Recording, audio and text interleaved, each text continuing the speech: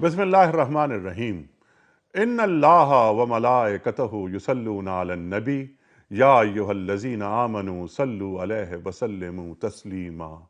अल्लाहुम्मा सल्लि अला मोहम्मद व अला आले मोहम्मद व बारिक व सल्लिम।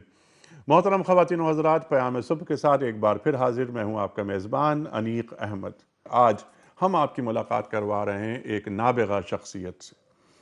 ख़वातीन व हज़रात, कभी कभार पाकिस्तान तशरीफ़ लाते हैं और जब भी तशरीफ़ लाते हैं हम इन्हें पकड़ लेते हैं। हम ये चाहते हैं कि ये एक नेमत जो हमें अल्लाह ताला ने दी, इससे हम मुस्तफ़ीद हों। इनसे बैठकर बात करते हैं, इनसे सीखते हैं, एक आलमगीर विजन रखते हैं। ख़वातीन व हज़रात, वो शख्सियत कि जो नदवतुल उलमा से फ़ारिग़ुत तहसील पाकिस्तान आए, 1959 में 1959 में कराची यूनिवर्सिटी से आपने मास्टर्स किया तारीख़ इस्लाम में। 1963 में आप अमेरिका चले जाते हैं और अमेरिका जाकर पढ़ाना शुरू कर देते हैं। 1972 में आपका पीएचडी होता है फिर शिकागो यूनिवर्सिटी से और वहीं आप टीचिंग शुरू कर देते हैं। ख़वातीन व हज़रात, पूरी ज़िंदगी दीन की खिदमत में सर्व कर दी। 1973 में आप एक मिशन के साथ जनूबी अफ्रीका चले जाते हैं। ताहाल जनूबी अफ्रीका में मुकीम यूनिवर्सिटी, डरबन यूनिवर्सिटी, एक बहुत बड़ी यूनिवर्सिटी जनूबी अफ्रीका की, उससे आप वाबस्ता हुए, इस्लामिक स्टडीज़ डिपार्टमेंट की बुनियाद रखी, वहाँ पढ़ाया, डीन के ओहदे तक पहुँचे, सेनेट के रुकन रहे। ख़वातीन व हज़रात, कई किताबों के मुसन्निफ़, लातादाद आर्टिकल्स आपके इंटरनेशनल मैगज़ीन्स में शाये हो चुके हैं। मेरी खुशबख्ती कि मैं एक ऐसी शख्सियत से आपको मुतारिफ़ करवा रहा हूँ जो इन तमाम औसाफ के साथ साथ जो मैंने बयान किए, एक और बहुत मोतबर हवाला, इतना मोतबर हवाला कि मैं इस बारे में क्या अर्ज़ करूँ, मेरी अपनी ज़बान को बहुत छोटा पाता हूँ। आप फ़र्ज़ंद अर्जमंद हैं सैयद सुलेमान नदवी रहमतुल्लाह अलैह के। ख़वातीन व हज़रात, मेरी खुशबख्ती कि दुनिया टीवी के कराची स्टूडियोज़ में आज तशरीफ़ फरमा हैं मेरे ख़ास मेहमान मोहतरम सैयद सलमान नदवी साहब। अस्सलाम वालेकुम। वालेकुम अस्सलाम वरहमतुल्लाहि वबरकातुहू। नदवी साहब, आपका बड़ा मशकूर, बहुत शुक्रगुजार, बड़ा ममनून। आप तशरीफ़ लाते हैं, जब भी आप आते हैं आप हमें वक्त मरहमत फरमाते हैं और हम आपसे सीखते हैं।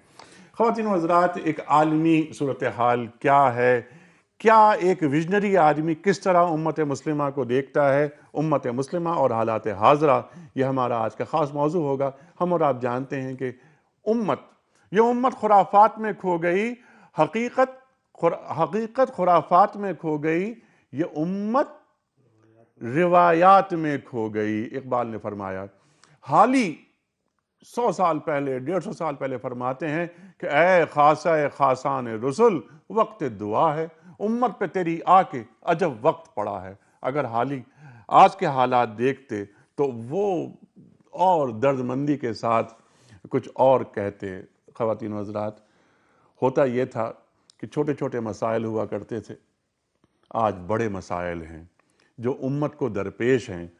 कौमियत का मसला मसलन, अरब व अजम का मसला मसलन, साइंसी उलूम से बिल्कुल बेरग़बती, उलमा का इल्मी और फ़िक्री जो अंदाज़ है उस पर भी हम बात करेंगे। ख़वातीन व हज़रात, अखलाक़ी ज़वाल हमारा, उसकी क्या अहमियत है और हम उम्मत को एक वहदत के तौर पर कैसे देख सकते हैं। क्या ये वहदत सियासी होगी या क्या ये वहदत दीनी होगी।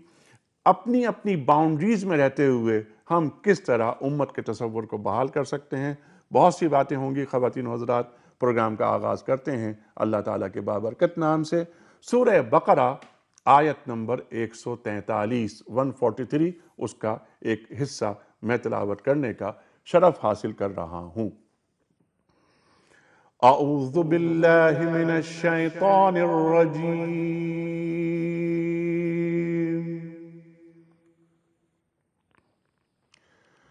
बिस्मिल्लाहिर्रहमानिर्रहीम। وَكَذَلِكَ جَعَلْنَاكُمْ أُمَّةً وَسَطًا لِتَكُونُوا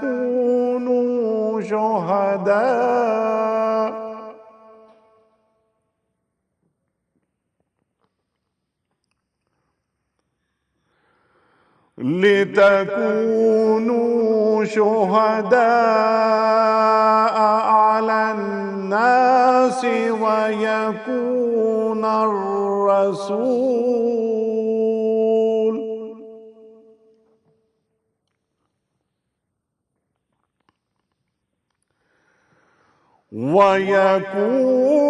الرَّسُولُ عَلَيْكُمْ شَهِيدًا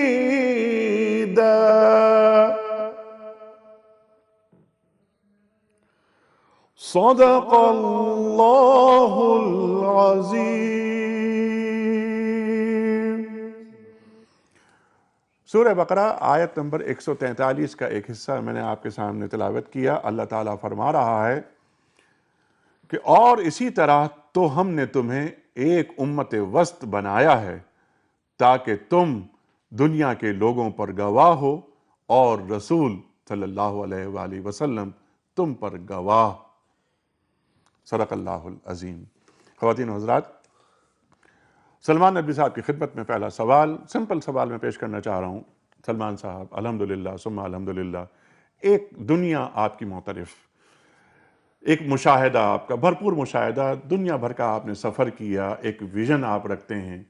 امت مسلمہ آج جو بڑے بڑے مسائل فیس کر رہی ہے وہ آپ کی نظر میں کیا ہیں، اور اس کے بعد ہم اس کا علاج بھی آپ سے معلوم کریں گے۔ چند بڑے مسائل کی جانب آپ توجہ دلائیے ہماری۔ السلام علیکم ورحمۃ اللہ وبرکاتہ۔ میں بہت ممنون ہوں آپ کا انیق صاحب، آپ نے مجھے دعوت دی، اللہ تعالیٰ قبول فرمائے۔ آمین۔ حضرت بات یہ ہے کہ جو آیت آپ نے بھی قرآن شریف کی پڑھی ہے، اسی تعلق سے رسول صلی اللہ علیہ وسلم کی ایک حدیث ہے، خیر الامور اوسطھا، کہ سب سے بہتر کام وہ ہے جو درمیانی ہو، ایکسٹریم نہ ہو، نہ ادھر جائے نہ آگے جائے نہ پیچھے جائے۔ اعتدال۔ اور اسی لیے اعتدال کا تعلق عبادات سے بھی ہے، اخلاق سے بھی ہے، تمام حیات انسانی سے ہے۔ جو مسائل ہمیں آج پیش آئیں اس کے لیے آپ کو تاریخ سے میں بہت پیچھے جانا پڑے گا، لیکن جو بھی صورتحال پیدا ہوئی ہے اس میں اللہ تعالیٰ ایک اور دوسری آیت میں اشارہ فرماتے ہیں کہ ہم نے تم کو خیر امت بنا کے بھیجا ہے، اور تمہیں ضرورت اس بات کی ہے کہ تم لوگوں کو دعوت دو اسلام کی اور حق کی کے لیے۔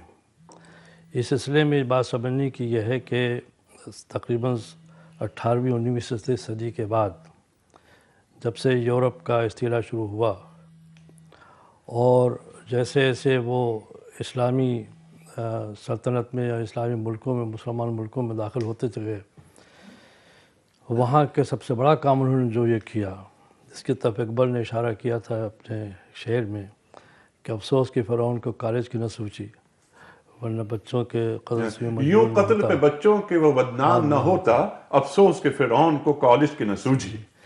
تو اس کی وجہ یہ ہے کہ کسی قوم میں کسی چیز کے بھی اگر آپ کو اس کے خیالات کو بدلنا ہے، اس کے طرز زندگی کو بدلنا ہے، تو آپ تعلیم کا نصاب بدلتے ہیں، خود بخود ایک وقت ایسا آتا ہے جب چیزیں بدل جاتی ہیں۔ سبحان اللہ۔ آپ کو حیرت نہ ہونی چاہیے کہ جب انگریزوں کی آمد ہندوستان میں ہوئی ہے تو قبل اس کے کہ وہ ہمارے نصاب تعلیم کو بدلیں، انہوں نے خود عربی پڑھی، خود فارسی پڑھی، خود اردو پڑھی، کلکتہ میں فورٹ ولیم کالج قائم ہوا اور اس قسم کے ادارے قائم کیے، اور پھر اس کے بعد انہوں نے دھیرے دھیرے نصاب بدلا۔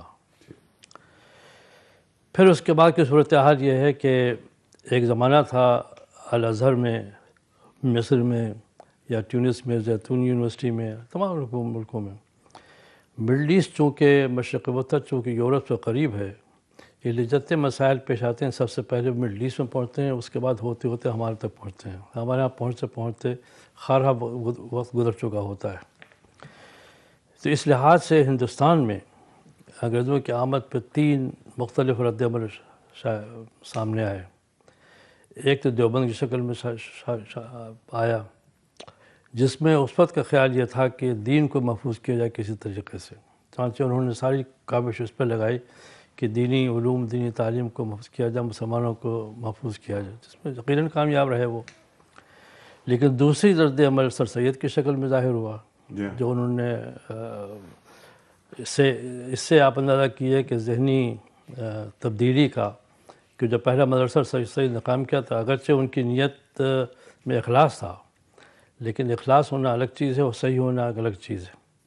انہوں نے جو پہلا مدرسہ قائم کیا تھا اس کا نام تھا محمڈن اینگلو اورینٹل کالج۔ سوال یہ ہے کہ لفظ محمڈن کیوں استعمال کیا، جبکہ آپ کو معلوم ہے کہ یورپ کی تاریخ پوری بھری ہوئی ہے اس سے کہ جتنے بھی دنیا کے مذاہب ہیں ان کا جو اصل نام ہے اس کو بدل کر وہ اپنی اصطلاح استعمال کرتے ہیں، نتیجہ کہ ہر مذاہب کا جو عنوان ہے بدل گیا۔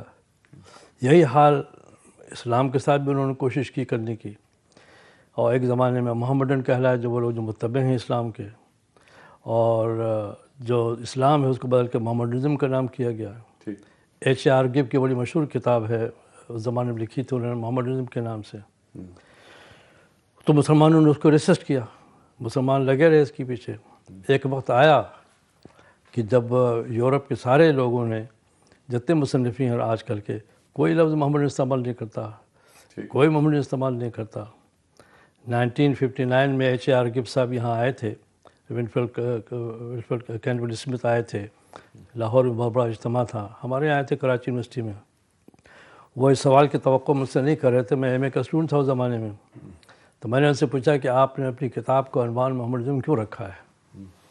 اس کا وہ کوئی جواب نہیں دے سکے، اس لیے کہ ذہن میں ان کے نہیں تھا کہ یہ سوال کوئی کرے گا۔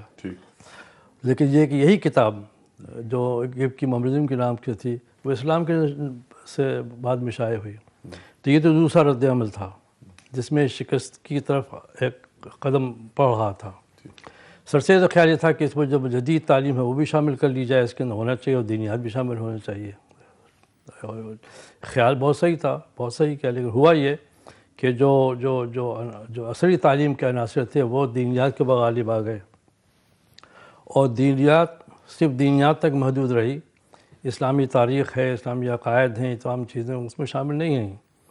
یعنی ایک دارالعلوم کے نصاب میں انگریزوں کی آمد سے پہلے فلکیات بھی تھی، اسلامیات بھی تھی، فلسفہ بھی تھا، منطق بھی تھی، یہ تمام چیزیں ہوا کرتی تھیں۔ وہ سب چیزیں نکل گئیں، اس میں سے صرف منطق کو تھوڑی بہت باقی رہ گئی، باقی عقائد تک محدود کر دیا گیا، عبادات تک محدود کر دیا گیا، یا تفسیر حدیث کے جو مسائل وہ پیدا ہو گئے۔ اس کے بعد تیسرا رد عمل علماء کی شکل میں ظاہر ہوا۔ اس کی شکل یہ تھی کہ دونوں کا سنگم ہونا چاہیے، کہ مذہب کو بھی تعلیم بھی ہو، اور ساتھ ہی ساتھ جو عصری علوم ہے وہ بھی شامل کیا جائے۔ نتیجہ ہے کہ 90 میں انہوں نے انگریزی بھی شامل کی، فلکیات بھی شامل کی، میتھمیٹکس بھی شامل کی، ریاضیات بھی شامل کی، تاریخ بھی شامل کی، سیرت بھی شامل کی، اور ساتھ ہی ساتھ تفسیر حدیث وقت سبھی کے۔ ایک اور چیز جو تھی وہ یہ کہ جو اسلامی قوانین فقہ کے اندر کہ تمام جو مسالک اربع ہیں ان کے اصول سے واقفیت ہونی چاہیے۔ اس لحاظ سے اس سے جو ذہن پیدا ہوا وہ ان دونوں ذہنوں سے مختلف تھا۔ لیکن اس کے بعد ہوتے ہوتے یہ ہوا کہ تعلیم میں دھیرے دھیرے جیسے انگریزوں کی آمد بڑھتی گئی، نصاب بدلتا گیا۔ اب اس کے بعد صورتحال یہ پیدا ہو گئی کہ ایک طرف دینی تعلیم ہے جو عصری مسائل یا عصری چیزوں سے واقفیت نہیں ہے، پھر انگریزی کی ناواقفیت جس کی وجہ سے ان کو وہاں تک رسائی نہیں تھی جہاں تک ہونا چاہیے تاکہ وہ جواب دے سکیں، کہ منطقی لحاظ سے اس کا جواب دیا جا سکے۔ اور دوسری چیز یہ ہے کہ پھر عربی یعنی پڑھ لیتے تھے لیکن عربی سے واقفیت وہ نہیں ہوتی تھی کہ اسے گفتگو کر سکیں، کوئی آگے بڑھ سکے۔ عربی اور فارسی کو دیس نکالا ملتا گیا۔ عربی رہی لیکن عربی پڑھ لیتے، عربی پڑھتے تو تھے، یعنی ظاہر عربی کا واقع پڑھتے بھی تھے، لکھ بھی لیتے تھے، گفتگو نہیں کر سکتے تھے، وہ اس کا تعلق جو ہے وہ مشق سے، ان چیزوں سے۔ جیسے ہم انگریزی بول سکتے ہیں ہندوستان پاکستان میں، لیکن ظاہر ہے کہ اس کے اندر وہ تیزی نہیں آتی جو آپ باہر رہ کے آ سکتی، جو ماحول میں آ جاتی چیزیں ہوتی ہیں۔ اس کے ساتھ ساتھ کہ ہمارا جو علمی ورثہ تھا وہ فارسی زبان میں تھا، اس فارسی کو تو رفتہ کر کے فارسی تو اب ہٹی گئی ہے، فارسی تو اب ہے نہیں. ہم لوگوں کی تعلیم میں ہم لوگ خود میری تعلیم میں شروع ہوئی آغاز میں تو گلستان بوستان سے ہوئی ہماری. ہم فارسی اب الحمدللہ فارسی ایسی ہے کہ ہم سمجھ سکتے ہیں، بہت سمجھ سکتے ہیں کیا ہے. آج کل کے مدارس میں سے فارسی نکل گئی، فارسی ہے ہی نہیں کرنے کے لیے. تو اس لحاظ لیکن سے آپ نے یہ بات بہت اہم بات فرمائی ندوی صاحب کہ انگریز آیا، اس نے پہلے خود عربی اور فارسی کی تعلیم حاصل کی، جانا کہ ان کے مسائل کیا ہیں، اس کے بعد تبدیلی آئی کریکلم میں. تبدیلی آئی. اور اس میں یہ کہ بلکہ انہوں نے بہت سے انگریز یہاں اردو کے شعراء ہوئے، شاعر ہوئے ہیں جنہوں نے کیا چیزیں کی انہوں نے. اچھا جب یہ صورتحال پیدا ہوئی تو اب اس وقت جو صورتحال پیدا ہوئی وہ یہ کہ دھیرے دھیرے یونیورسٹیاں قائم ہوئیں تو ان میں جو عصری تعلیم تھی اس کے حصول میں کوئی پریشانی نہیں تھی، نہ اس کی طرف سے اسلامی کوئی قدغن تھا اس سلسلے میں. لیکن مسئلہ یہ تھا کہ جو تعلیم جامعات میں دی جا رہی تھی اس کے کسی سبجیکٹ میں خدا کا کوئی تصور نہیں ہے. کسی سبجیکٹ میں آپ فزکس لے لیں، کیمسٹری لے لیں، بایولوجی لے لیں، ہسٹری لے لیں، سوشل سائنسز لے لیں، کسی سائنس میں خدا کا کوئی تصور نہیں ہے. نتیجہ یہ ہوا کہ اس فیکٹری سے جو ذہن پر نکلتا ہے وہ سیکولر ہے. بحیثیت مسلمان ہونے کے تو ہم انشاءاللہ ماشاءاللہ الحمدللہ کہہ لیتے ہیں، لیکن اس کا اس کا امپیکٹ اس کے ذہن پر نہیں ہوتا. بالکل زندگیوں میں اللہ کو شامل نہ کیا جائے، ذہن کو سیکولر بنایا جائے. بالکل. اس کی مثال ہے، بہت آسان بتا ہوں. ایک بایولوجسٹ، ایک فزسسٹ یا باٹنسٹ، جو بھی نیچرل سائنسز کے، وہ تھیوری آف ایولیوشن کو فیکٹ سمجھتا ہے، ایک حقیقت سمجھتا ہے. پڑھاتا تھیوری آف ایولیوشن کے لحاظ سے، تو تھیوری تو تھیوری ہے، فیکٹ تو نہیں ہے، لیکن بہرحال وہ اس کو فیکٹ سمجھتا ہے. جبکہ یہ معلوم ہے کہ خود ڈارونزم کے خلاف خود یورپ بہت سی کتابیں لکھی گئیں، اور یہ کہ صدیوں اس کی جنگ رہی ہے کرسچن چرچز میں اور اس کے اندر. اسی طرح سے ایک آبسٹیشین ہے، ایک گائنیکالوجسٹ ہے، ایک نیورو سرجن ہے، وہ روزانہ دماغ سے ٹیومر نکالتا ہے، مگر اس کے ذہن میں کسی گوشے میں نہیں آتا ہے کہ دماغ ہے کیا چیز، کس نے پیدا کیا، کہاں سے آیا. ایک کارڈیک سرجن روزانہ کرتا ہے، ایک آبسٹیشین روزانہ بچے پیدا کرتا ہے، لیکن اس کے ذہن میں کسی گوشے میں یہ نہیں آتا کہ صاحب یہ گوشت کا لوتھڑا جس کو اللہ تعالیٰ نے پیدا کیا، اس لوتھڑے میں اللہ تعالیٰ نے کیسے یہ نظم پیدا کیا، اس کے اندر ہڈی بن جائے، اس میں ناخن بن جائے، اس میں ناک بن جائے، اس میں کان بن جائے، اس کے نہیں آتا، کبھی نہیں آتا کرنے کے لیے. تو اس سے جو ذہن بنتا ہے وہ سیکولر ہے. نتیجہ یہ ہوا اس کے بعد کہ اسلام کو ہم نے محدود کر دیا عقائد میں اور عبادات میں. اور عبادات اور عقائد میں محدود کرنے کا مطلب یہ تھا کہ دوسرے جو دو عناصر ہیں اسلام کے، وہ ہیں معاملات اور اخلاق، وہ اسلامی دائرے سے باہر ہو گئے. جیسے یہ ہے کہ آپ دھوکہ دیں، جھوٹ بولیں، جو بھی کرنا، جو بھی گناہ ہو، جو گناہ کی یہ ثواب ہے آج. تو چونکہ اچھا انسان کا پرکھ جو ہوتی ہے اصل وہ معاملات و اخلاق میں ہوتی ہے. یعنی عقائد آپ کے ذاتی ہیں، اللہ کو ایک مانتے ہیں، ٹھیک ہے، مان لیا آپ نے اس کا اظہار زبان سے بھی کر دیا آپ نے، چلیے یہاں تک معاملہ آ گیا. لیکن یہ ممکن ہے کہ آپ کی زبان سے وہ اظہار ہو جو آپ کے قلب میں نہ ہو. آپ کو معلوم ہے کہ رسول صلی اللہ علیہ وسلم جب مدینہ منورہ تشریف لے گئے تو منافقین کا ایک پورا گروہ آ گیا. قرآن پاک میں سورہ منافقون موجود ہے. آخر کیا فرق ہے؟ قرآن یہ کہتا ہے کہ انہم لکاذبون، کہ وہ جھوٹے ہیں. سورہ منافقون پڑھ لیں آپ. حالانکہ یہ وہ حضرات تھے جو اسلام کا اظہار کرتے تھے اور مدینہ منورہ میں مسجد نبوی میں رسول صلی اللہ علیہ وسلم کے امامت میں پیچھے نمازیں پڑھتے تھے، روزی بھی رکھتے تھے، سبھی وہ کام کرتے جو ایک مسلمان کرتا تھا. لیکن اس کے باوجود قرآن کہتا ہے کہ وہ جھوٹے ہیں اپنے قسم. تو اس کی وجہ یہ تھی کہ اصل پرکھ جو ہوتی ہے وہ معاملات میں ہوتی ہے اور اخلاق میں ہوتی ہے، اور اس کو ہم نے اپنے دائرے سے باہر کر دیا. جہاں تک کہ عبادات کا تعلق ہے، عبادات تو آپ کا ذاتی فعل ہے آپ کے اور اللہ کے درمیان. ہر عبادت جو ہے، اچھا عبادت بتاتے خود مقصود نہیں ہے، عبادات ذریعہ ہے کسی چیز کا حاصل کرنے کا. قرآن پاک کی آیت بسم اللہ الرحمن الرحیم، ان الصلاۃ تنہی عن الفحشاء والمنکر، کہ نماز تم کو بری باتوں سے، فحش باتوں سے روکتی ہے. تو اگر ہماری نماز ہمیں فحش باتوں سے نہیں روکتی، اس کا مطلب ہے کہ ہماری نماز میں کچھ قصور ہے. ٹھیک ہے. اچھا اسی لیے اقبال کا شعر ہے، فارسی کا ترجمہ انہوں نے کیا ہے کہ میں جو سر بسجدہ ہوا کبھی جو زمین سے آنے لگی صدا، تیرا دل تو ہے سنم آشنا تجھے تجھے کیا ملے گا نماز میں. اچھا ندوی صاحب، یہ بات تو بالکل آپ وجہ فرما رہے ہیں کہ حالات و واقعات ایسے ہی ہیں. امت کی سطح پہ اگر ہم بات کریں، آپ پوری امت کو جس طرح دیکھ رہے ہیں ساؤتھ افریقہ میں بیٹھ کر، اور آپ ماشاءاللہ بہت زیادہ اپڈیٹڈ ہیں. یہ فرمائیے کہ اس وقت جیسے مغرب کے ساتھ ایک تعلق مسلمانوں کا، عالم اسلام کا، وہ تعلق کیسا ہے، اسے کیسا ہونا چاہیے، اور مستقبل پر نگاہ رکھتے ہوئے ہمیں اپنی حکمت عملی کیسے بنانی چاہیے؟ دیکھیے حضرت، بات سمجھنے کی یہ ہے کہ جہاں تک مغرب کا تعلق، جب آپ مغرب کی بات کرتے ہیں تو عام طور سے اس کا تعلق یورپ سے ہوتا ہے. ٹھیک. اور یورپ کا جو اکثریت ہے وہ ہے عیسائیوں کی. اور نصرانیت جو ہے وہ شروع سے اسلام کے آغاز سے جو تعلق پیدا ہوا یورپ سے اور نصرانیت سے، اس کا آغاز میدان جنگ میں ہوا تھا. اس لحاظ سے کہ جیسے اس زمانے میں رسول اللہ صلی اللہ علیہ وسلم میں 7ویں 8ویں صدی میں پورا شام وہ بزنطینی حکومت کے زیر اثر تھا. تو اسلام کی اشاعت جیسے جیسے بڑھتی چلی گئی ویسے ویسے مناقشات بڑھتے چلے گئے. ایک وقت وہ آیا کہ جب کہ آپ مصر پہنچ گئے، اسپین چلے گئے، وہاں سے فرانس چلے گئے، جیسے ایک آپ پیچھے پیچھے چلتے چلے گئے، تو یہ ٹکراؤ جو اس وقت صورت پیدا ہوا تو اس وقت تو مصالحت ہو گئی. اس میں کوئی پریشانی نہیں تھی، اور یہ کہ نہ اس میں کوئی دقت تھی اس کے اندر. تو ایک تو ہے تعلقات رکھنا، تجارتی یا اس قسم تعلقات رکھنا، وہ الگ چیز ہے. ایک صورتحال یہ ہے کہ آپ ان کے خیالات کو اپنے اوپر اس طرح مسلط کر دیں کہ آپ کی جو اصل روایت ہیں وہ غائب ہو جائیں آپ سے. نتیجہ یہ ہوا کہ اس کے بعد آپ کو معلوم ہے تاریخ کے اندر ایک زمانہ آیا کہ جب کہ کروسیڈ وار بھی ہوئیں. ٹھیک ہے. وہ بھی تو نتیجہ ہے کہ یہ چیزیں بڑھتی چلی گئیں. حتیٰ ایک وقت وہ آیا کہ جب قسطنطنیہ فتح ہوا 1453 میں.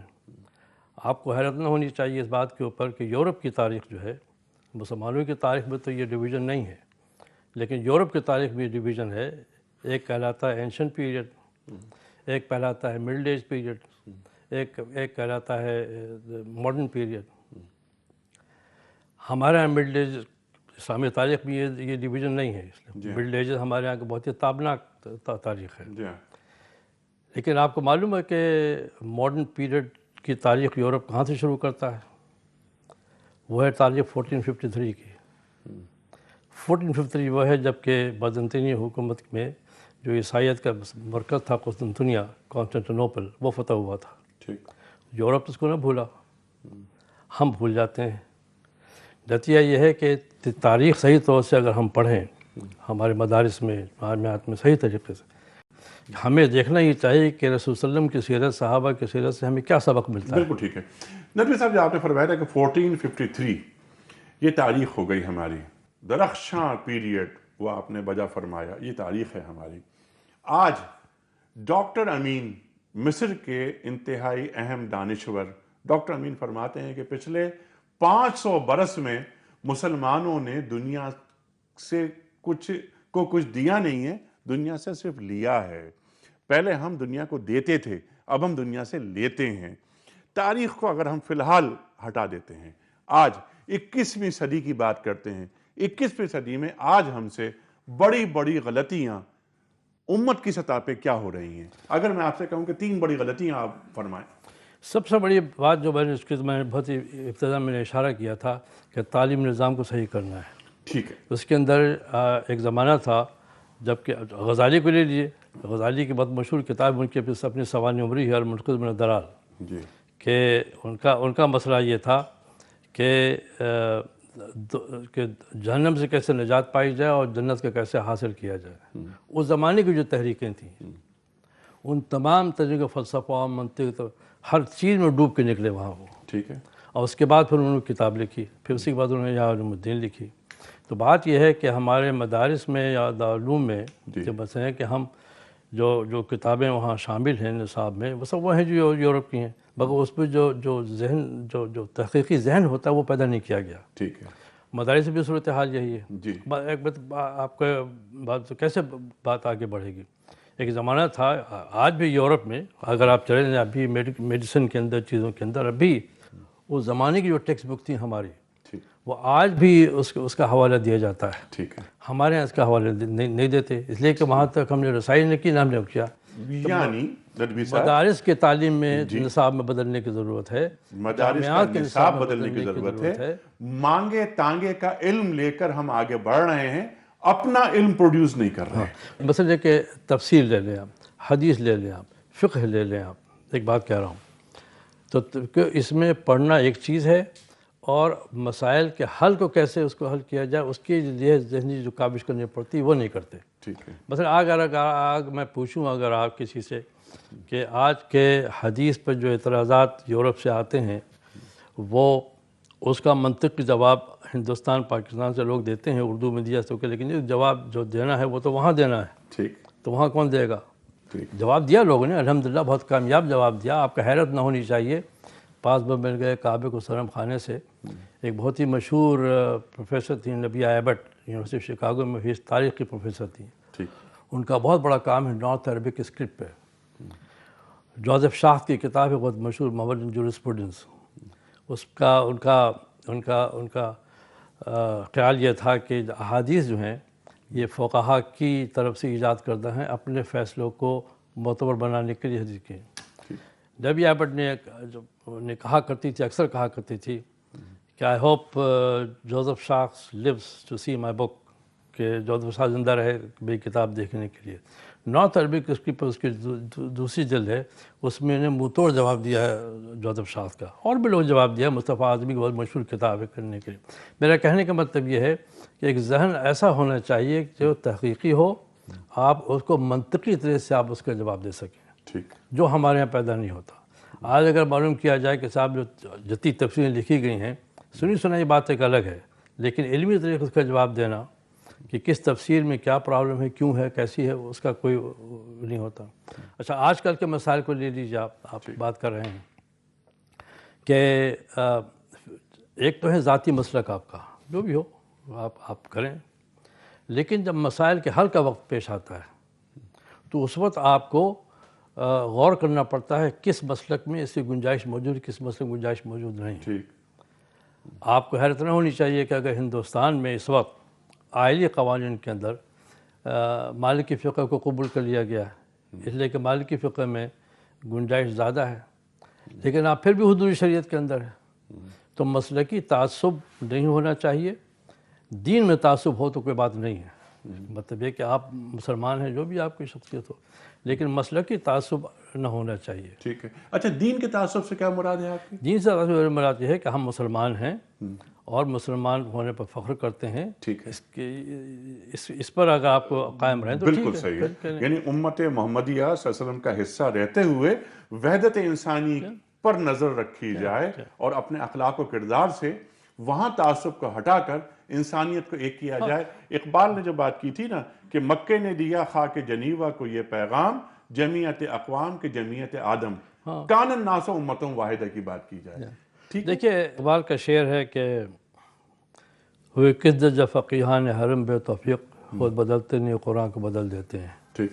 تو آج کل تحقیق کا ایک موضوع یہ بھی ہے کہ آپ نے قرآن کی آیت سے وہ معنی آپ استعمال کریں جو آپ کی ذہنی تعلیم سے لگا کھاتا ہو. ٹھیک. حالانکہ کہنا ہی چاہیے کہ قرآن کی تعلیم کی جو تحقیق وہ ہوگی جو رسول نے فرمائی، جو صحابہ کرام نے فرمائی، اس طرح سے ہوتی ہے. تو بات سمجھ یہ ہے کہ اس لیے ضرورت پڑتی ہے اس کے اللہ تعالیٰ کے سامنے اپنی جواب دہی کی.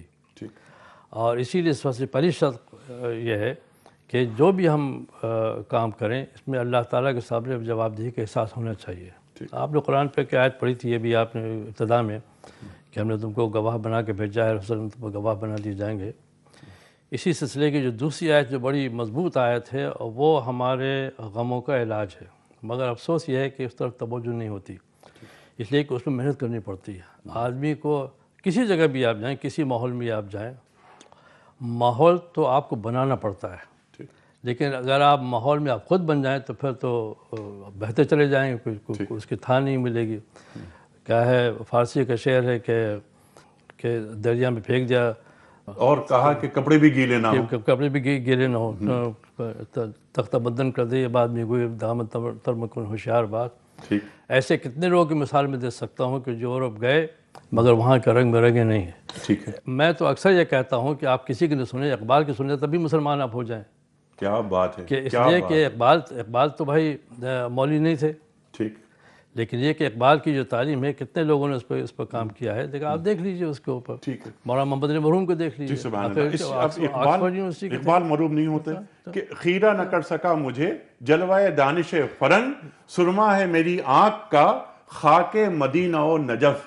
یہاں اقبال کیا مغرب کے تعلق سے کیا فرما؟ جی حضرت، اس سے بڑھ کے اقبال کے بڑا زبردست ہے کہ یہ زائران حریم مغرب ہزار رہبر بنے ہمیں ان سے واسطہ کیا تو سے نا آشنا رہے ہیں. اصل مسئلہ یہ ہے. تو مطلب یہ ہے کہ اقبال تو خوب واقف تھے ان چیزوں سے. ٹھیک ہے. اور اقبال ذہن کو غلامی سے نجات دلاتے ہیں، مروب نہیں ہوتے اقبال، سر سید مروب ہو جاتے ہیں. دیکھیے اس میں ایک چیز سمجھنے کی یہ ہے کہ قرآن پاک کی آیت ہے، سورہ انفال کی ہے غالب، ہاں سورہ انفال کی ہے، ذالک بان اللہ لم یکن مغیرا نعمۃ انعمہا علی الناس. اس میں یہ ہے کہ اللہ تعالیٰ نے جو نعمت تم کو عطا کی ہے کہ ان اللہ لا یغیر ما بقوم حتی یغیروا ما بانفسہم. تو مطلب ہے کہ اپنے اصلاح حال کی فکر ہو اور اس کی طرف کوشش کرے. اگر کوشش کی جائے گی تو اللہ تعالیٰ مدد فرماتے ہیں. اس کی بہت آسان مثال میں دیتا ہوں آپ کو. عام طور سے بچہ جب بڑا ہونے لگتا ہے، چلنے والا ہوتا ہے، ماں باپ اس کو چلانا چاہتے ہیں تو اس کی کوشش کرتے ہیں کہ اس کی طرف سے ابتدا پہلے ہو، اور اس کو تھوڑا دور کھڑا کر کے کہتے ہیں چلنے کے لیے. کیا بات. تو جب وہ چلتا ہے کچھ دور تو ماں باپ جو جب دیکھتا ہے وہ گڑنے لگتا ہے تو آگے پکڑ لیتے ہیں اس کو. لیکن پہلی کوشش اس کی ہوتی ہے. یہی صورتحال یہاں میں کہنا چاہ رہا ہوں. کیونکہ اللہ 70 ماؤں سے زیادہ محبت کرتا ہے تو پہلے چاہتا ہے تم چلو، تم آگے بڑھو، مدد میری ہوگی. اچھا، اس کی بات کیا ہے؟ بات یہ ہے کہ اللہ تعالیٰ کے سامنے ہماری جواب دہی کا احساس یہ ختم ہو گیا ہے. قرآن پاک کی بہت ہی چھوٹی سی سورہ ہے، الہاکم التکاثر حتی زرتم المقابر کلا سوف تعلمون ثم کلا تعلمون کلا لو تعلمون علم الیقین لترون الجحیم ثم لترونها عین الیقین. اس میں اللہ تعالیٰ یقین کا ذکر کر رہے ہیں. ایک تو ہے علم الیقین، ایک ہے عین الیقین. علم الیقین تو یہ ہے کہ اگر باہر سے کوئی میرے پاس آئے ہوئے کہے کہ صاحب باہر بارش ہو رہی ہے، ہم تو باہر نہیں گئے، اگر آپ نے اس پہ اعتبار کر لیا جو راوی ثقہ ہے بتا رہا ہے تو یہ علم الیقین ہوا. آپ نے یقین کا درجہ حاصل کیا اس نالج کے، اس علم کے ذریعے. اور ایک ہے عین الیقین، کسی چیز کو آپ دیکھ لیں اپنی آنکھوں سے. پھر قرآن پاک دوسری آیتوں میں کہتا ہے حق الیقین، کہ یہ وہ ہے جب یہ حق الیقین تو اس وقت ہوگا جب آپ وہاں جائیں گے دیکھیں گے کیا ہو رہا ہے. میں موم بتی اگر جلاؤں اور بچے کو کہوں، کسی سے کہوں گے دیکھو اس میں آگ ہے اور یہ آگ جلا دی کہ تمہیں، وہ یقین کر لیا تو یہ علم الیقین ہے. اگر میں اس کو دکھاؤں، اس کو کاغذ جلا کر کے، یہ عین الیقین ہے. اگر وہ اپنی انگلی ڈال دے تو حق الیقین ہے. تو ہمارا مسئلہ یہ ہے کہ ہم نے اسلام کو عقائد اور اپنے عبادات میں محدود کر رکھا ہے، معاملات اور اخلاق کو باہر. معاملات اور اخلاق پہ توجہ نہیں ہے. اور معاملات میں سب چیز شامل ہے. ریچولز، معاملات میں سیاست بھی داخل ہے، مالیات بھی داخل ہے، ہر چیز اس کے اندر داخل ہے. اور معاملات کا میجر حصہ وہ ہے جس کا تعلق قانون سے. بالکل قانون سے. اور سیاسیات جو آپ نے بات فرمائی، سیاسیات، سرکار دو عالم صلی اللہ علیہ وآلہ وسلم کا ایک سیاسی اسوہ بھی ہے. تو کیا سیاسی اسوے پر ہماری سیاسی جماعتیں عالم اسلام کی کاربند ہیں؟ نمبر 1. نمبر 2، سیاسی جماعتوں کے علاوہ جو مذہبی سیاسی جماعتیں ہیں کیا وہ بھی کاربند ہیں؟ وہ تک کاربند نہیں ہیں. لیکن ہم ذرا اس سے ہٹ جاتے ہیں، آگے بڑھتے ہیں ذرا سا، کیونکہ آپ آئے ہیں ساؤتھ افریقہ سے اور دنیا پر آپ کی نگاہ ہے. ڈاکٹر صاحب یہ فرمائیے، آپ کے مسلمان ممالک کے حکمرانوں کی پالیسیز ہمیں کچھ اور نظر آتی ہیں اور ان ممالک کے عوام کی خواہشات کچھ اور نظر آتی ہیں. بالکل بالکل صحیح. اس کی وجہ یہ ہے کہ وہ پھر وہی بات ہے کہ یورپ کا استعلاء اتنا بڑھا ہوا ہے کہ ہم ان کے اقدار کو ہم قبول کیے ہوئے ہیں بغیر کسی تنقید کے. ٹھیک ہے، تو عوام کو کیا پیغام دیں گے آپ؟ دیکھیے، عوام کے بارے میں آپ تو مشہور عوام کا نام، جی عوام کو لیڈ کیا جاتا ہے، ان کو بڑھایا جاتا ہے. یہ نہیں ہوتا کہ عوام تو تھوڑی لیڈر آپ کے ہوتے ہیں، لیکن اگر لیڈر میں خود خرابی ہو تو عوام تک کیسے پہنچے گی؟ ٹھیک ہے. تو گویا اگر لیڈرز اچھے نہیں ہوں گے تب تک عوام کلانام رہیں گے. بالکل صحیح، بالکل یہی رہے گا. آپ یوں دیکھیے نا، عوام کی اکثریت تو ہے جو مسلمان ہے، اس کو اس سے زیادہ کچھ معلوم نہیں، لیکن یہ اس کے لیے مثلا صحابہ کرام ہیں، ان کی زندگی ہوتی تھی، وہ نمونہ بنتی تھی عوام کے لیے. ٹھیک ہے. اسی طرح سے ہمارے ہاں بھی ایسے حضرات جو علم کا یا تقدس کا چیزوں کا دعویٰ کرتے ہیں، تو اس سلسلے میں جو داعی خیر ہوتا ہے اس کو خیر بننا پڑتا ہے، ٹھیک ہے. اس لیے اس کا عملی نہیں بننا پڑتا. اس لیے قرآن بار بار یہ کہتا ہے لما تقولون ما لا تفعلون، کیوں ایسے بات کہ تم کرتے نہیں ہو. ٹھیک ہے. تو اس لیے ضرورت یہ ہے کہ ہمارے قول و فعل میں اتحاد ہونا چاہیے، اور اتنا علم ہونا چاہیے کہ آپ مسائل کے حل میں اس سے مدد لے سکیں، اور ایسی بات نہ کہیں جو جس پہ خود عمل پیرا نہیں ہوتے. جس میں خود عمل پیرا نہیں ہوتے، اور یہ کہ اسلام کی اپنی منمانی تفسیر بیان نہ کی. بالکل خواہشات نفسانی کی اتباع نہ کی جائے. قرآن کریم ارشاد فرما رہا ہے. ٹھیک ہے. یہ تو ایک فکری جو ہے نا، ایک ویکیوم یہ پیدا ہو گیا ہے. علم الگ، کردار الگ، حالانکہ دونوں میں ہم آہنگی ہونی چاہیے. ہمارے اسلاف میں یہ طے کرنا مشکل تھا کہ اس شخص کی، اس بزرگ کی علمی سطح بلند ہے یا کردار کی سطح بلند ہے. ہمارے والد ماجد فرمایا کرتے تھے کہ ہر جدید چیز نہ تو بری ہے، نہ ہر قدیم چیز اچھی ہے. آپ کو خود باصفا دامہ قدر کرنا پڑتا ہے. لیکن ہمارے جو تنقیدی صلاحیت وہ ختم ہو گئی ہے.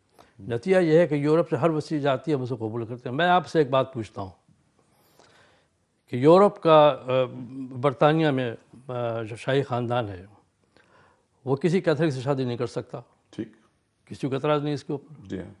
ہم اگر کہیں کہ اگر ہم شادی نہیں کرتا آپ کو کیوں اعتراض ہے؟ تو یہ جو تنقیدی فکر ہے یہ ذہن میں نہیں آتی.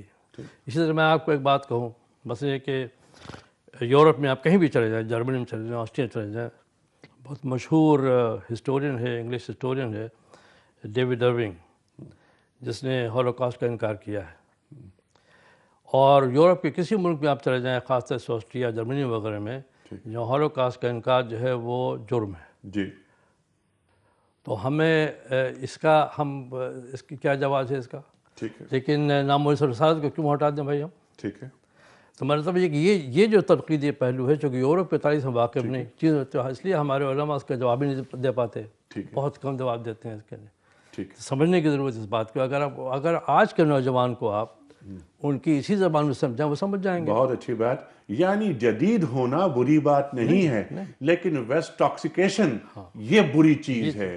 مغرب جو زدگی ہے یہ بری چیز ہے. یہ ذہن کو مروب نہ رکھا جائے مغرب سے. یہ بات سبحان اللہ بہت عمدہ. اچھا ندوی صاحب، جیسے آپ نے فرمایا کہ کریکلم کے حوالے سے کہ ہمارے مسلمان اداروں کا، تعلیمی اداروں کا نصاب تعلیم بالکل درست ہونا چاہیے اور اس پہ دین نظر آئے ہمیں. دوسری بات یہ ہے کہ قرآن کریم کی تفسیر اپنے اپنے خواہش کے مطابق نہ کی جائے، جیسا کہ آپ نے فرمایا.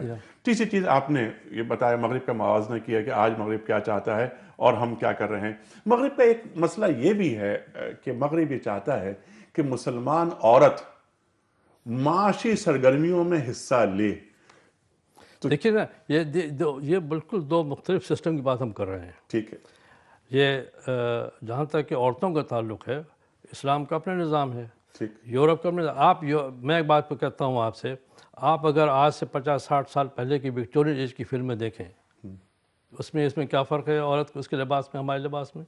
جی معمولی فرق ہے. آخری بات بتاؤں آپ کو کہ یورپ میں حسن و قبح، اچھے یا برے ہونے کا معیار کیا ہے؟ عقل ہے. تو عقل کے اگر ہے تو سوال یہ پیدا ہوتا ہے کہ آپ کی عقل یا میری عقل، یورپ کی عقل یا امریکہ کی عقل؟ اس سے یہ بھی نہیں. تو معیار اگر بدل گیا آپ کا تو بدلتا رہے گا پھر آپ کے یہاں، نہ اچھا رہے گا نہ برا رہے گا. اور پھر یہ بات جو آپ نے کہا نا معیار، تو معیار عقل انسانی ہوگی یا وہی خداوندی ہوگی؟ نہیں ہوگی. اسی لیے کسی شاعر کا شعر ہے کہ عقل سے تم مشورہ نہ کرنا، تراش دے گی ہزار بہانے.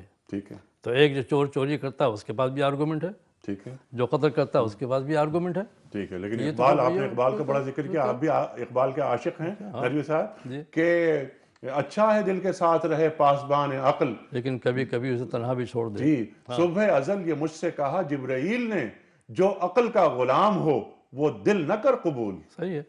لیلا بھی ہم نشیوں سے محمد نہ کر قبول. جی دیکھیے بات یہ ہے، اس لیے میں عرض یہ کر رہا ہوں کہ ہر چیز میں اس چیز کو سوچ سمجھ کے اور اللہ تعالیٰ کے سامنے جواب دہی کا احساس ہونا چاہیے، جی جو نہیں ہوتا. غائب ہمارے سے، جبکہ یہ روزانہ یہ حادثہ پیش آتا ہے، روزانہ ہی پیش آ رہا ہے، لیکن ہمیں کچھ نہیں. دیکھیے جب تک کہ اللہ تعالیٰ کے سامنے اپنے جواب دہی کا احساس پیدا نہیں ہوگا، آپ کے حالات درست نہیں ہو سکتے. اس کی وجہ یہ ہے کہ دیکھیے ہمارے شیخ تقی مختار صاحب نور اللہ مرقدہ کا ایک شعر ہے، بہت سادہ سا شعر ہے. جو کرتے ہو تم چھپ کے اہل جہاں سے، جو کرتے ہو تم چھپ کے اہل جہاں سے، کوئی دیکھتا ہے تجھے آسماں سے.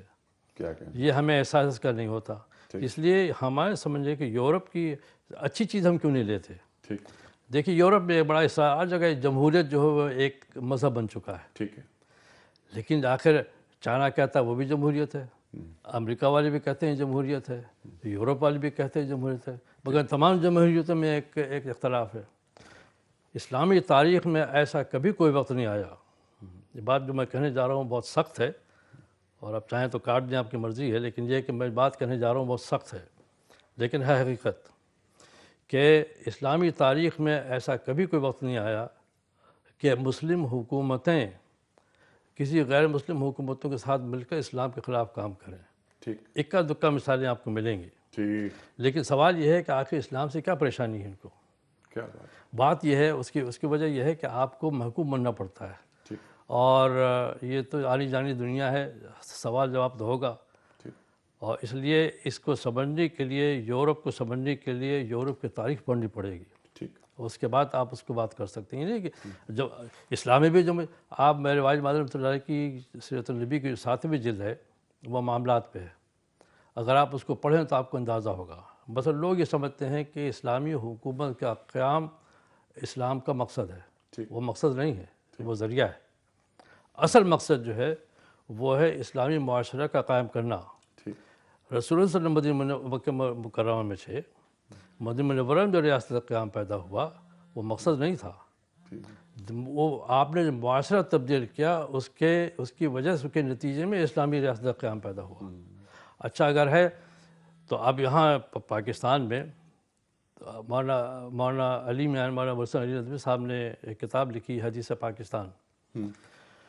وہ جب یہاں کئی مرتبہ آئے، سوال ان کے ذہن میں یہ تھا کہ پاکستان اسلامی ریاست اب تک کیوں نہ بن سکا. اس میں ایک جملہ لکھا ہے جو بڑا عظیم الشان ہے. انہوں نے لکھا کہ بات اصل یہ ہے کہ اہل پاکستان کو، پاکستان والوں کو اسلام کی ابدیت اور کاملیت پہ یقین نہیں ہے. تو اگر اس چیز پہ یقین نہیں ہے تو کیسے ہوگا؟ پھر ہر چیز کو ہم مغرب کے آئینے میں دیکھتے ہیں، ہر چیز میں آتے ہیں. تو آپ درمیان میں ایک بات بہت اہم فرمائی تھی کہ مغرب کی جو خوبیاں ہیں انہیں بھی لے لیا جائے. مغرب سے ایک تو ہوتا ہے اتباع، دوسری چیز ہوتی ہے انتفاع. تو انتفاع پہ غور نہیں کرتے ہم. مغرب میں جو خوبیاں ہیں، مغرب علم حاصل کرتا ہے، سائنس میں، ٹیکنالوجی میں بہت آگے ہے، اس کو ہم قبول نہیں کرتے. ہم جو گندی چیزیں ہیں، فحاشی ہوگی، ننگا پن ہوگا، بے پردگی ہوگی، اس کو لے لیں گے.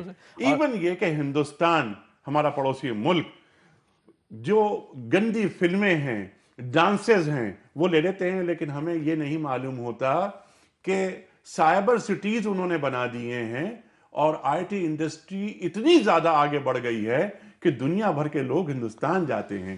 ہم آئی ٹی سٹیز نہیں بنا سکتے، ہم آگے نہیں بڑھ رہے، اپنی معیشت کو مضبوط نہیں کر رہے. اچھا مولانا، آخر کے چند منٹ ہیں، میں چاہتا ہوں کہ آپ یہ فرمائیے کہ اس وقت جو موٹے موٹے کام ہیں امت کے حوالے سے وہ ہمیں کیا کرنے چاہیے. سب سے پہلے ہمارے جو مسلمان حکمران ہیں، 57-58 اسلامی ریاستیں، ان حکمرانوں کی کارکردگی کیسی ہے؟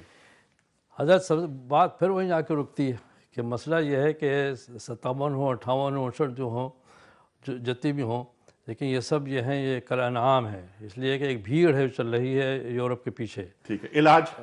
علاج اس کے علاوہ کچھ نہیں ہے کہ اگر اسلام کے اعتقاد پر اگر جم جائیں اور اللہ تعالیٰ کو حافظ ناصر سمجھیں اور کسی اس کا نقصان کا خیال نہ کریں. اور اگر یورپ کی طرف نظر رکھیں، دیکھیں نا، میں زمبابوے کو لے لیجیے آپ. ایک معمولی سا ملک ہے اس کا، وہ کھڑا ہوا یورپ کے خلاف، وہ کیا کر سکا؟ غربت ہمارے مسلمان یا پاکستان میں لوگ اپنی جو تناسانی ہے، آفنی ہے، جو کلچر ہے، اس کو قربان کرنے کو تیار نہیں ہے۔ ایک زمانہ تھا جب کہ آپ یاد ہو اگر آپ کو کہ سڑک کے نیچے، درخت کے نیچے بیٹھ کر کے، میز پہ بیٹھ کر کے ہم کیا کرتے تھے۔ آج کل ہمارا وی آئی پی کلچر ایسا ہے۔ میں ایک بات بتاتا ہوں، ایک چھوٹی سی بات بتاتا ہوں آپ کو۔ ٹریفک دیکھ لیجیے آپ، ریڈ سگنل پہ کتنے لوگ کھڑے ہوتے ہیں، کتنے لوگ نکل جاتے ہیں، اور جو کھڑا ہوتا ہے اس کو بیوقوف سمجھتے ہیں۔ لیکن یہی ڈرائیور جو یہاں چلتا ہے، جب وہ ساؤتھ افریقہ جاتا ہے، یورپ جاتا ہے، کیسے اس کی اتباع کرتا ہے؟ تو یورپ کے قانون کی اتباع اور اس کو آبزرو کرنا، وہ کیوں نہیں سیکھتے ہم اس سے؟ لیکن یورپ کے ان چیزوں کو ہم سیکھتے ہیں۔ آج کا علاج اس کے علاوہ کوئی نہیں ہے کہ آپ اسلام صحیح طور سے مسلمان اس طرح سے ہوں کہ آپ کے عقائد، آپ کے عبادات، آپ کے معاملات، آپ کے اخلاق سب اسلام کے تابع ہوں۔ اور اس کے لیے دیکھیے قرآن پاک کی آیت ہے، انما المؤمنون الذین آمنوا باللہ ورسولہ وجاہدوا بانفسہم وانفسہم فی سبیل اللہ اولئک هم الصادقون۔ تو اس ایمان کی حفاظت صحابہ نے جان دے کر کی ہے۔ آج بھی آپ کو اس ایمان کی حفاظت کے لیے جان دینی پڑے گی۔ جب تک کہ آپ اس کے قربانی دینے کے آپ تیار نہیں ہو، کوئی بھی سسٹم ہو، اس کے لیے جب تک کہ آپ قربانی نہیں دیں گے اس وقت تک آپ کامیاب نہیں ہو سکتے۔ اس لیے اسلام کی حقانیت کی جب تک آپ اس کے تیار نہیں ہوں گے وہ نہیں ہوگا۔ اور یہ چاروں چیزیں ہونی چاہیے، عقائد بھی ہوں، معاملات بھی ہوں، عبادات بھی ہوں اور اخلاق بھی ہوں۔ سب اپنے آپ کو تابع کیا جائے اسلامی احکام کا، تب ہو سکتا ہے۔ اس کے لیے ضرورت یہ ہے کہ چاہے عالم ہو یا غیر عالم ہو، اس کو خیر بننا پڑے گا۔ اس لیے کہ لوگ جو دیکھتے ہیں وہ ان لوگوں کو دیکھتے ہیں، اپنے لیڈروں کو دیکھتے ہیں، تو لیڈروں میں اگر کمزوریاں ہیں، ہم نے اپنے آپ کو اتنی مسلکوں میں تقسیم کر رکھا۔ میں پوچھتا ہوں قبر میں جب سوال ہوگا تو کوئی کہے گا کہ صاحب میں دیوبندی ہوں یا میں فلاں ہوں یا فلاں ہوں یا مسلمان ہونا چاہیے؟ مسلمان پوچھے گا آدمی، کون پوچھے گا چیزوں سے؟ بالکل، سبحان اللہ سبحان اللہ۔ اور آپ نے ایک جملہ درمیانے فرمایا ہے کہ خیر کی علامت ہونا چاہیے، اور خیر کا مطلب ہے جمال۔ لما تقولون ما لا تفعلون، لما تقولون ما لا تفعلون۔ اے ایمان والو وہ بات کیوں کہتے ہو جس پہ خود عمل پیرا نہیں ہوتے؟ مولانا آخری سوال میں چاہتا ہوں، لاسٹ منٹ ہے یہ، آپ یہ فرمائیے کہ عرب اور عجم امت تقسیم ہو رہی ہے، یہ کیسے یکجا ہو سکتے ہیں؟ وہاں عرب کا مسئلہ بھی وہی ہے جو ہندوستان اور پاکستان کا مسئلہ ہے۔ وہاں بھی سیکولرزم بڑی تیزی کے ساتھ آیا ہے اور آ رہا ہے، اور جتنی بھی یورپ کی برائیاں ہیں وہ سب وہاں آ رہی ہیں جو یہاں بھی ہیں۔ میں آپ سے پوچھتا ہوں کہ آخر میں بہت کم دیکھتا ہوں، لیکن یہ کہ بہرحال یہاں کے اخبارات یا ٹی وی کے پروگرام، اس کے اندر ہندوستان کی فلموں کی نمائش اور کیٹ واک اور ڈاگ واک اور کیوں ہو رہا ہے؟ اس کا اسلام سے کیا تعلق؟ اسی طرح سے عرب میں آپ چلے جائیے، مصر میں اس وقت جو ہوا حادثہ پیش آیا ہے، آپ اس کے کوئی ثبوت پیش کر سکتے ہیں؟ اس کا حل کیا ہے مولانا؟ حل اس کے علاوہ کوئی نہیں ہے کہ آپ اپنی قیمت دینے کو تیار ہوں۔ اگر آج آپ قیمت دینے کو تیار ہوں، آج بھی یورپ آپ کی غلامی کرے گا، لیکن ہم اس قربانی کو جان دینے کو تیار نہیں ہیں کہ ایمان کی حفاظت اپنے ہر شکل سے کی جائے، اپنے اخلاق سے، اپنے کردار سے، اور اس کو قبول نہ کریں۔ ایمان کی حفاظت کو آپ نے فوکس کیا مولانا، میں بڑا ممنون، بڑا شکر گزار۔ خواتین و حضرات، ہماری خوش بختی کہ آج سید سلمان ندوی صاحب ہمارے خصوصی مہمان، ان سے گفتگو کی اور بہت سے اہم نکات سامنے نکل کر آئے۔ خواتین و حضرات، ایسے علماء، ایسے دانشور اللہ انہیں سلامت رکھے جو حالات حاضرہ پر بھرپور نگاہ رکھتے ہیں، مسائل کا ادراک بھی ہے، اعتراف بھی، اصلاح کی کوششیں بھی، حل کے تمام تر جو مظاہر ہیں وہ سامنے لاتے ہیں۔ خواتین و حضرات، سرکار دو عالم صلی اللہ علیہ وآلہ وسلم فرماتے ہیں کہ ہر مسلمان کے لیے ضروری ہے کہ اسے اپنے زمانے کی بصیرت ہو۔ ہمیں ضروری ہے کہ ہم اپنے عہد کے مسائل پر بھرپور نگاہ رکھیں، اور ہمیں اپنے زمانے کی بصیرت ہونی چاہیے۔ کون سے بڑے مسائل ہیں، اور عالم کفر کا یہ طاغوتی قوتیں جو ہیں، ان کا ہدف کیا ہے؟ پہلے ان کا ہدف مسلمان ہوتے تھے، اب محسوس یہ ہوتا ہے کہ ان کا ہدف اب اسلام ہو گیا ہے، ڈسٹورشن چاہتے ہیں۔